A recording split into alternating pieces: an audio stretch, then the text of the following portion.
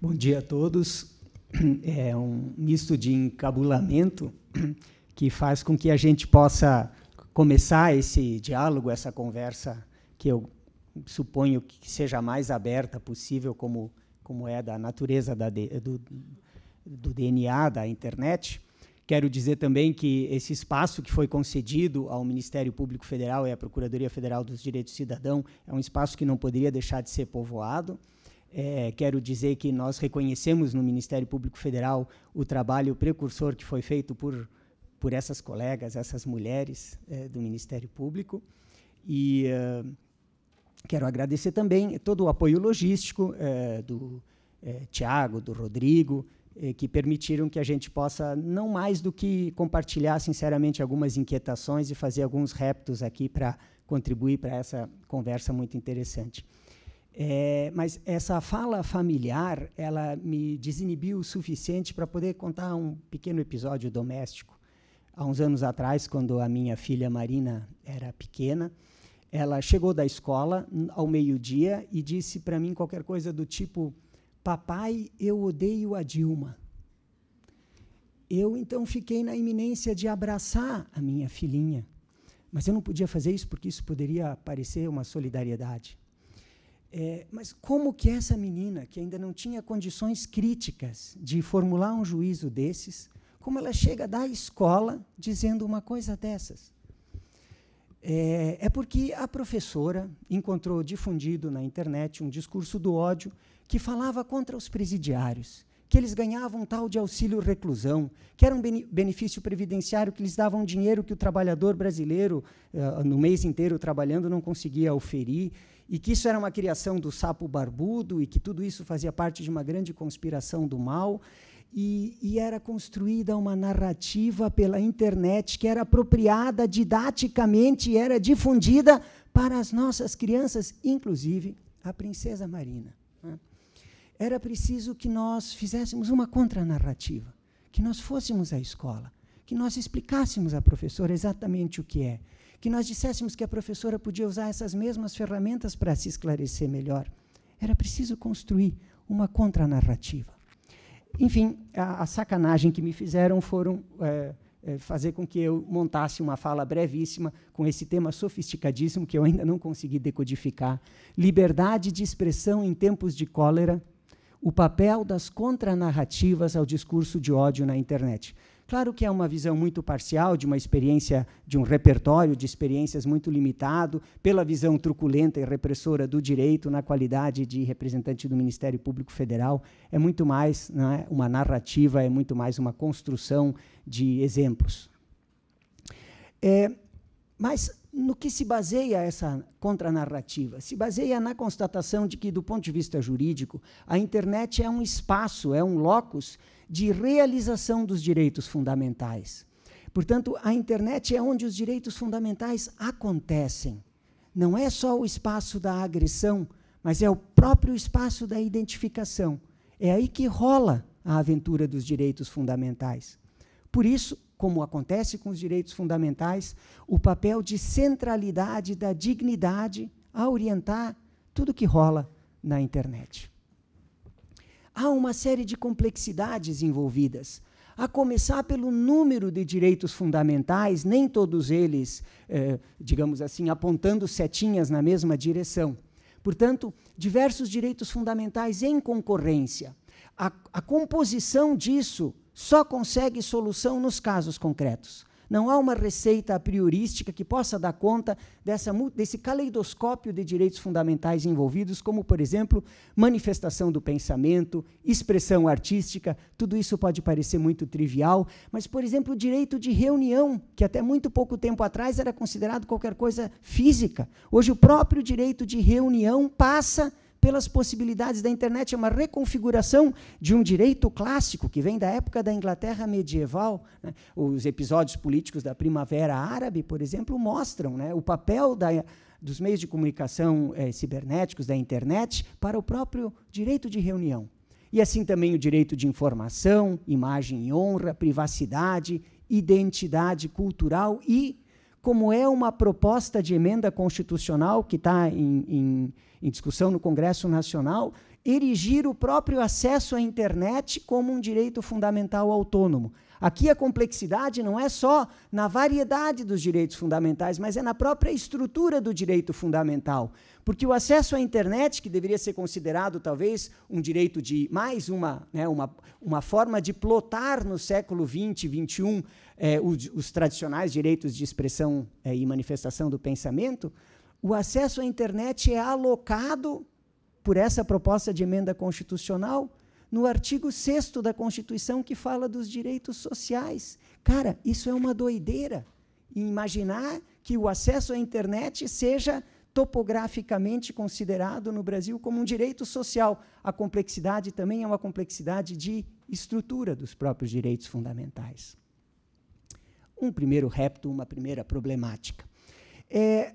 A assertiva, altamente polêmica, de que a liberdade de expressão, por meio da imprensa, mas também por meio das redes sociais, por meio dos mais variados veículos, que a liberdade de expressão seja um direito preferencial.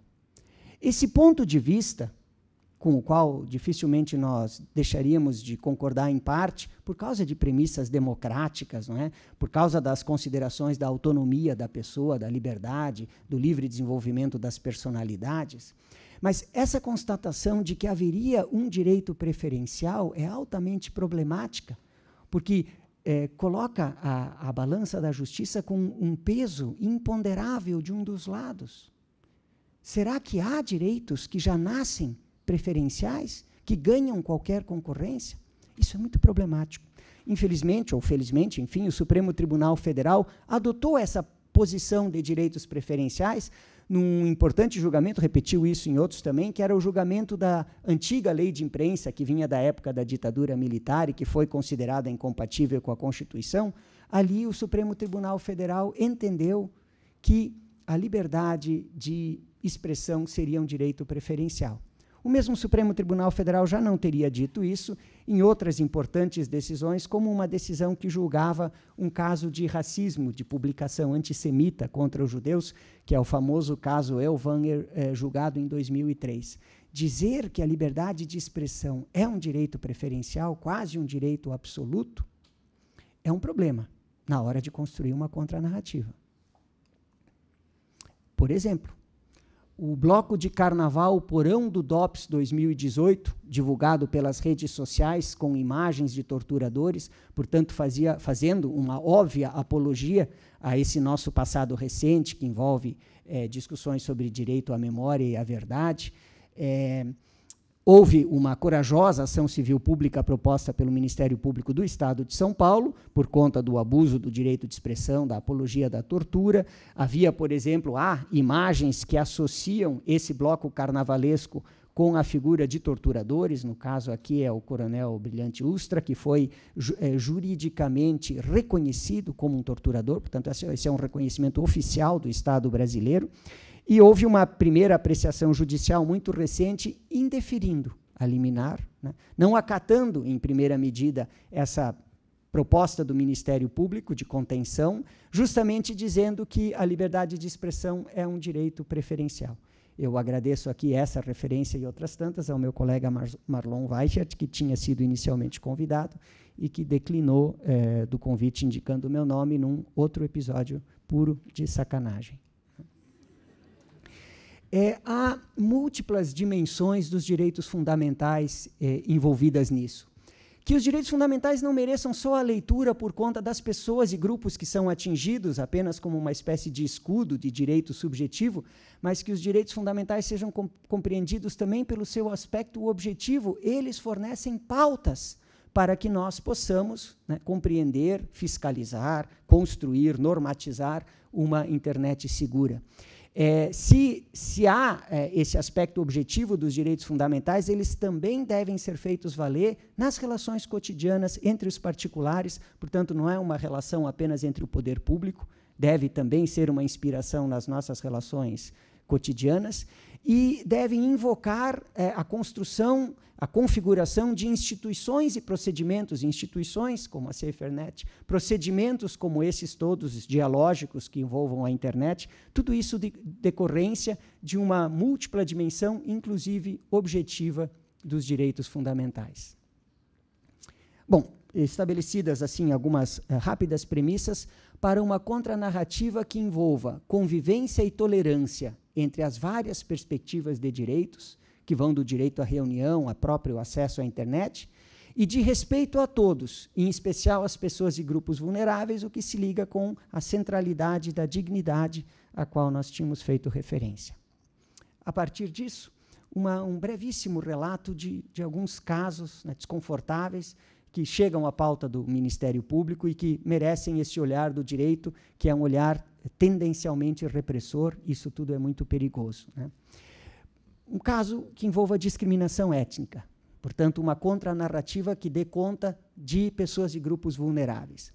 Era uma página de rede social com um propósito antitabagista, portanto, uma página que já vinha com um selo de simpatia, né? Preocupação com a saúde pública, mensagens antitabagistas, a denúncia dos males do cigarro, do tabaco, etc. Mas, em determinada altura do campeonato, essa página descrevia: não fumo porque o cigarro deixa meu pulmão preto, e de preto eu quero distância.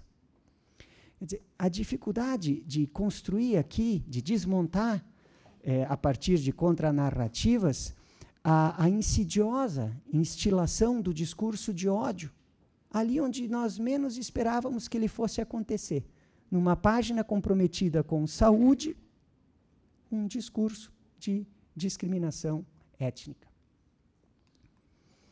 Um caso um pouco dramático, eu confesso que eu sempre reflito sobre a oportunidade de fazer a transcrição literal do que acontece, sabendo que isso vai acabar divulgando um pouquinho mais, né?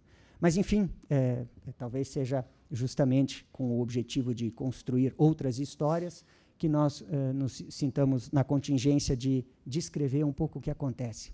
Esse era um caso de discriminação de gênero. Uma página a favor da descriminalização. Isso, num ambiente democrático, tem que ser sempre promovido, né? A discussão sobre até onde pode ir o direito penal. E nós discutimos a descriminalização do uso dos entorpecentes, a marcha da maconha, nós discutimos a descriminalização do aborto, nós discutimos a descriminalização do crime de desobediência, e tudo isso parece fortemente ancorado numa perspectiva democrática. Mas o que essa página sugeria era a descriminalização do estupro. A descriminalização do estupro é a legalização da violência sexual. Tínhamos lá que discutir em que medida as autoridades deveriam ou não deveriam interferir nesse fluxo de informações. Enfim, como eu disse, há um desconforto aqui, mas a página dizia isso, uma receita de como estuprar. Quando uma mulher é estuprada, logo depois que ela mostra resistência, ela acaba ficando em um estado paralisado. Seu olhar fica vazio e sem vida. É nesse momento que você pode começar a espancar a mulher. É o momento que você vai ser a mais pura face do sofrimento dela, a face da desistência, a face submissa, a face da derrota. Deixando ela ali, imóvel, olhando para o nada, com suas lágrimas caindo do rosto, sem esperança, sem vida, é este o seu estado original, o estado pacífico da mulher, o estado em que ela está mais sendo quem ela é. Um objeto sexual, uma escrava, um lixo descartável e substituível. O tipo de discurso do ódio que se encontra. Esse é um caso um pouquinho anterior, sobre discriminação contra pessoas com deficiência. Agora é um clipe, nós envolvemos aqui também o recurso à linguagem musical, de uma música no YouTube com incitação à violência, inclusive sexual, contra um cadeirante. Cintura para baixo, tudo paralisado, UDR 666, esse é o bonde do aleijado. Quando vejo um aleijado, não consigo sentir dó, roubo logo sua carteira para poder comprar meu pó. O aleijado, você está correndo risco, vou raspar sua cabeça na muralha de chapisco. Meu amigo aleijado não aguenta brincadeira, dei para ele um patinete e ele chorou a noite inteira. Minha irmã é aleijada e é só uma menina. Para fugir da depressão, eu a drogo com benzina. Comprei um aleijado numa feira em Contagem, moí seus membros toscos para poder fazer serragem. Tenho um primo aleijado que também é meio mongol, para rir de seus defeitos, dei a ele um pogobol. Estupro de aleijado é uma coisa bem legal, caçoar de aleijados é a minha diversão. Eu, obviamente, suprimi alguns trechos que eu considerei indigestos demais. Uma contranarrativa, né, que dê conta desse tipo de mensagem, que obviamente não é o único tipo de mensagem na internet, mas cabe-me aqui fazer um alerta sobre o discurso do ódio, uma contranarrativa que se contraponha ao efeito silenciador dos atingidos e do público em geral, porque esse tipo de mensagem obviamente tem esse efeito silenciador, então o esforço ético para construir a contranarrativa é muito grande, porque a tendência das pessoas de boa vontade é simplesmente ficarem silentes diante de tanta ignomínia, né? E também uma contranarrativa que se contraponha ao efeito das bolhas filtradas, em que essa, eventualmente, pequena comunidade, né, reproduz essas manifestações sectárias e acaba dando um ribombo que talvez não condiga com a percepção e a sensibilidade da comunidade de uma maneira geral. Precisamos nos contrapor ao efeito silenciador e ao efeito das bolhas filtradas. Uma contranarrativa, obviamente, precisa se basear em critérios para o enfrentamento desses excessos. Para nós, juristas, a existência de critérios pouco mais ou menos objetivos é muito importante, são pautas de decisão, seremos a polícia, quase, Deus o livre, uma polícia moral, não é? Critérios que não dão conta, né, das inúmeras particularidades de cada caso concreto, mas critérios que, pelo menos, podem nortear essa discussão. Primeiro, é uma maior tolerância no campo artístico. O campo artístico é um campo de expressões complexas, que envolvem coisas que nós compreendemos e coisas que não compreendemos. Não é um livre território, mas, evidentemente, deve haver uma maior tolerância no campo artístico. A propósito, né, o Museu de Arte de Manchester retirou uma das suas pinturas mais importantes, pré-rafaeliana, Ilas e as Ninfas. Os responsáveis pelo museu davam a ideia de que tiraram o quadro apenas para fomentar a discussão, mas o fato é que tiraram um quadro que mostrava lá uma série de jovens, mulheres muito jovens, né, que aparentemente convidam com intenções lascivas um rapaz para que participe desse, como disse um jornal internacional, desse rendezvous, dessa festinha aquática. Tiraram esse quadro, mais uma vez, né, agora não foi o Museu de Arte de São Paulo, o que fez com que o escritor português João Pereira Coutinho, numa matéria da Folha de São Paulo da última sexta-feira, disse: quando lemos a arte com os nossos próprios preconceitos, é possível projetar sobre as coisas belas a sombra viscosa dos nossos fantasmas. Muito interessante que nós todos, operadores, né, de alguma forma, fomentadores de normas, de pontos de vista e até mesmo de fiscalizações, que nós tenhamos muito claro, psicanaliticamente, que nós não podemos julgar isso a partir dos nossos fantasmas. Maior tolerância no campo humorístico. O Supremo Tribunal Federal tem, inclusive, uma decisão muito interessante dizendo que nós não podemos proibir mensagens humorísticas na época pré-eleitoral. O campo humorístico é um campo muito próximo também das manifestações artísticas. Maior tolerância no campo político, em que as pessoas digladiam as suas ideologias. Maior tolerância no campo acadêmico, onde pretensamente nós procuramos discutir as teorias e os pressupostos. Maior tolerância no campo religioso, onde as pessoas seguiam por verdades, por dogmas. Isso não significa, mais uma vez, não significa territórios neutros, né? Mas o reconhecimento de que esses campos são campos complexos. Um autor que se debruça sobre o tema, que é Jeremy Waldron, num livro de 2014, ele fala de uma maneira muito interessante que a mais generosa das normas, da legislação que ele investigou, que eu vi, é na Lei de Discriminação Racial da Austrália, que diz que sua proibição básica de ações que insultam, humilham ou intimidam um grupo de pessoas por causa de sua raça, cor ou origem nacional ou étnica, portanto, existe a proibição, né? Não deve tornar ilícito nada dito ou feito razoavelmente e de boa fé, no curso de qualquer afirmação, publicação, discussão ou debate, feito ou mantido para qualquer finalidade acadêmica, artística ou científica genuína ou qualquer outra finalidade genuína no interesse público. Manifestação de um pensador liberal, né, mas que reconhece que há proibições, mas que essas proibições elas devam ser cuidadosamente consideradas nesses domínios artístico, científico, etc. Porém, menor tolerância em relação a crianças, adolescentes e jovens. A vocação da Constituição aqui é muito forte, né, com prioridade os interesses e direitos de crianças, adolescentes e jovens. Menor tolerância em relação a pessoas e grupos vulneráveis, pautas, né, parâmetros muito genéricos para a construção de uma contranarrativa. Uma otimização da investigação, que as pessoas responsáveis, não é, por acompanhar esse fenômeno, que elas tenham condições de investigação. Isso significa condições de acesso às informações, providências rápidas dos provedores. Do ponto de vista do Ministério Público, nós podemos dar testemunho de um comportamento de muita resistência no passado recente, inclusive utilizando pretextos do tipo os provedores estão fora do país. Né, com isso, nós não temos condições de aproximação. E aqui uma discussão muito técnica, mas é a seguinte: fixou-se o entendimento de que crimes cometidos por meio da internet, como, por exemplo, pedofilia, eles são sempre de competência federal. Uma decisão, inclusive, do Supremo Tribunal Federal, do ministro Fachin. E a minha reflexão é, enfim, talvez seja essa a melhor solução, e essa é a solução que tem sido adotada. A minha reflexão é, será que isso dá conta?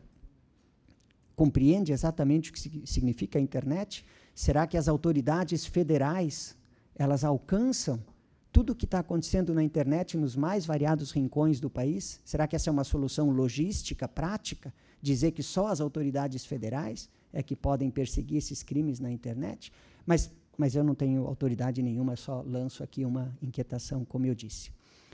Preferência para modalidades sancionatórias que promovam, né, que contribuam para a construção da contranarrativa e não justamente para a censura, que promovam esclarecimento, contraposição, retratação, portanto, direitos de dar o seu ponto de vista, direitos de oferecer a resposta, mecanismos suasórios que façam com que os emissores das mensagens eles mesmos se retratem, contranarrativas que deem preferência para essas modalidades sancionatórias. Sabe, eu fiquei pensando, falei da Marininha e tudo, mas esse foi um discurso pesado, né? Os exemplos são pesados. Eu não queria, quem me conhece sabe que de verdade eu não sou assim. Aliás, eu, inclusive, odeio usar gravata. Então, me ocorreu tentar desanuviar um pouco essa péssima e pesada impressão. Me ocorreu, quando me lançaram esse título, né, Liberdade de Expressão em Tempos de Cólera, me ocorreu a lembrança de uma entrevista com Garcia Marques, né, autor do famoso O Amor nos Tempos do Cólera. Eu imagino que tenha havido aqui uma brincadeira com as palavras, né? E então perguntavam para o Gabo, né, depois de uma vasta obra que envolve 100 anos de solidão e tantas outras coisas, perguntaram para ele qual era a sua obra favorita. Ele riu, dizendo, essa é uma pergunta idiota para um escritor, né? O escritor escreve a vida inteira, não há uma obra favorita. Mas o jornalista, como costumam ser, tem que ser, foi insistente, disse, qual é a sua obra favorita? Ele disse, se alguma obra minha ficar para a posteridade, será não os 100 anos de solidão, mas será O Amor nos Tempos do Cólera. Eu fiquei pensando nisso, né, o que nos deve inspirar nas contranarrativas. Aí o jornalista perguntou, mas por que O Amor nos Tempos do Cólera? Ele disse assim, simplesmente, porque fala de amor. Muito obrigado pela atenção.